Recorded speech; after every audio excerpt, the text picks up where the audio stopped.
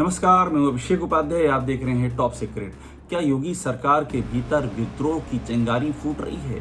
वाराणसी में कैसी घटना घटी है? ठाकुर बनाम राजभर। वाराणसी के छितौना गांव चौबेपुर थाना है, वहां पर ठाकुर और राजभर एक दूसरे के सामने हैं। वैसे आप जानते हैं कि यूपी इस समय जाति युद्ध से धधक रहा है। जगह जगह जाति युद्ध हो रहे हैं। योगी सरकार ने अपनी पकड़ पूरी तरह से खो दी है। कानून व्यवस्था पर, प्रशासनिक मशीनरी पर, समाज की जो सामाजिक संरचना है उस पर हर तरह से ये सरकार नाकाम हो चुकी है। सरकार के हाथ से कमान निकल चुकी है। और अब जो वाराणसी में हो रहा है, वाराणसी के चौबेपुर थाना में छितौना गांव में, वो इतना ज़्यादा उग्र हो चुका है ठाकुर बनाम राजभर की लड़ाई की बात योगी सरकार पर आ गई है। बात इस पर आ गई है कि कहीं ऐसा ना हो कि योगी सरकार से उनका एक अहम घटक इसी मुद्दे पर नमस्ते कर ले, इसी मुद्दे पर विद्रोह कर ले। घटक का नाम है सुहेल देव भारतीय समाज पार्टी और इसके मुखिया हैं ओम प्रकाश राजभर।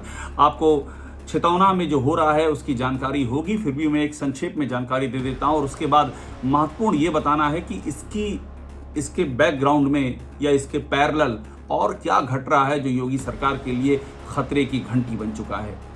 वाराणसी के छितौना में चौबेपुर थाना है। 5 जुलाई को एक घटना घटी। वहां पर राजभर और ठाकुर समाज एक दूसरे के आमने सामने आ गए। बात थी कि खेत में गाय का घुस जाना।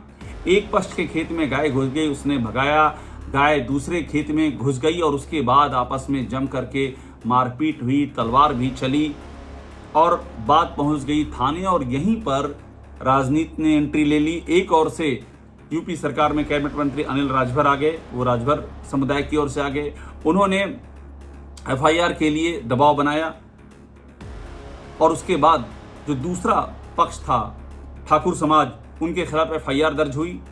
उधर से भी करणी सेना ने बवाल काट दिया। करणी सेना ने घेर लिया पूरा चौबेपुर थाना और जम करके बवाल शुरू हुआ। उसके बाद राजभरों के खिलाफ एफआईआर दर्ज हुई। आप ध्यान दीजिएगा, पुलिस जो एक्शन कर रही है उसके पीछे कोई पॉलिटिकल रिएक्शन दिख रहा है। कायदे से पुलिस को अपने आप एक्शन करना चाहिए, घटनास्थल पर तथ्यों को देखते हुए, मेडिकल करा करके, जिसको जो चोटें आई उनका बयान लेकर के। लेकिन इधर राजभर समाज से अनिल राजभर एक्शन ले रहे हैं और उधर करणी सेना मोर्चे पर उतर रही है। और इस बीच में एंट्री ली सुहेल देव भारतीय समाज पार्टी ओम प्रकाश राजभर के बेटे अरविंद राजभर ने, जो प्रमुख या प्रधान राष्ट्रीय महासचिव हैं पार्टी के। वे बाकायदा छितौना गांव गए, वे पीड़ितों से मिले, राजभर समाज के लोगों से मिले, वे डीजीपी से मिले और डीजीपी से मिलकर के उन्होंने साफ तौर पर कहा कि निष्पक्ष एक्शन नहीं हो रहा है। राजभर के मामले में उनके दुख दर्द को नहीं सुना जा रहा और उसके बाद डीजीपी का निर्देश रहा होगा। वाराणसी के पुलिस कमिश्नर मोहित अग्रवाल ने रातों रात मीटिंग बुला ली पुलिस महकमे की और उसमें चौबेपुर के जो थाना प्रभारी उनको बाहर कर दिया गया। इतनी नाराजगी थी, लेकिन तब तक ये मामला भड़क चुका था। बाकायदा पॉलिटिक्स इसमें जम करके इन्वॉल्व होने लगी। बीजेपी के जो पूर्व जिलाध्यक्ष हैं राकेश सिंह, वो इसमें, जो ठाकुर समाज उसकी ओर सामने आ गए। करणी सेना जम करके बवाल कर रही थी। राजभर के समाज के लड़कों ने मोटरसाइकिल पे जुलूस निकाल दिया और मामला ऐसा तनातनी का हो गया कि जैसे लग रहा है कि गृहयुद्ध छिड़ गया है ठाकुर बनाम राजभर। और ये जो स्थिति है ये बीजेपी के लिए बेहद नुकसानदायक है। आप ये समझिए कि बीजेपी का सारा सोशल इंजीनियरिंग का ताना बाना ध्वस्त हुआ जा रहा है। ऐसा लग रहा है कि जैसे इस पार्टी में जिन समाज को जोड़ करके सत्ता हासिल की थी 17 और 22 में, वो सब खिसक चुका है और कभी भी ये जहाज टाइटैनिक तरह डूब सकता है। लेकिन वो तो डूबेगा तब जब चुनाव होंगे 2027 में। अभी क्या हो रहा है? अभी चिंता की बात क्या? अभी चिंता की बात यह है कि ओम प्रकाश राजभर की पार्टी को ये लगता है कि योगी सरकार में सुनवाई नहीं हो रही है। अभी जो चिंता की बात है, जिस तरह से अरविंद राजभर ने कमान संभाली, जिस तरह से उन्हें डीजीपी से जाकर के मिलना पड़ा, आप सोचिए, सत्ताधारी दल का जो अभिन्न सहयोगी दल है वो डीजीपी से जाकर के उसको मिलना पड़ रहा है, गुहार लगानी पड़ रही है।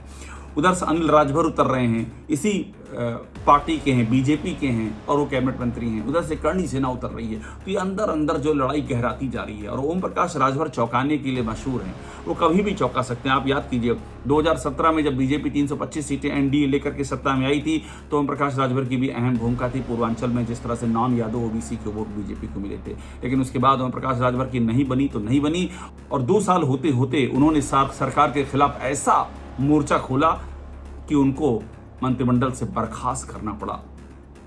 तो ये ओम प्रकाश राजभर योगी मंत्रिमंडल से बर्खास्त हो चुके हैं और उसकी वजह वो तो पहले से कह रहे थे आओ मुझे हटाओ, वो योगी आदित्यनाथ की खुलकर के आलोचना सरकार में रहते हुए कर रहे थे और उनको हटा दिया गया और जितने भी लोग सुहेलदेव भारतीय समाज पार्टी के तमाम बोर्डों निगमों वगैरह में थे उन सबको हटा दिया गया। ये हो चुका है, ये इतिहास है।